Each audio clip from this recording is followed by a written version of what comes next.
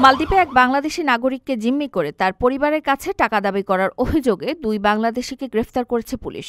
শুক্রবার রাত 12:40 পুলিশের কাছে অভিযোগ আসে ভুক্তভোগীকে আটকে রেখে মারধর করা হচ্ছে। মোবাইল ট্র্যাকিংয়ের মাধ্যমে তাকে উদ্ধার করা হয়। গ্রেফতারকৃতরা হলেন মোহাম্মদ আজিজুল বয়স 37 ও সাদিকুল মিয়া বয়স 37। আদালত তাদের 15 দিনের হেফাজতে পাঠায়। পুলিশের তথ্য মতে তারা বৈধ ভিসা ছাড়াই মালদ্বীপে অবস্থান করছিল। আদালতের জবানবন্দিতে আজিজুল স্বীকার করেন যে পারিশ্রমিক না পাওয়ায় ক্ষোভের বশে ভুক্তভোগীকে আঘাত করেছেন। সাদিকুল দাবি করেন তিনি কেবল সেই কক্ষে উপস্থিত ছিলেন যেখানে ভুক্তভোগীকে আটকে রাখা হয়েছিল।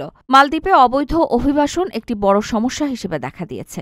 দেশটিতে অবস্থানরত অবৈধ অভিবাসীদের মধ্যে একটি বড় অংশই বাংলাদেশি। এ ধরনের ঘটনা সামাজিক ও নিরাপত্তার জন্য উদ্বেগের সৃষ্টি করেছে। স্থানীয় কর্তৃপক্ষ অবৈধ অভিবাসীদের নিয়ন্ত্রণ ও অপরাধপ্রবণ ঘটনার পুনরাবৃত্তি রোধে কঠোর ব্যবস্থা নিচ্ছে।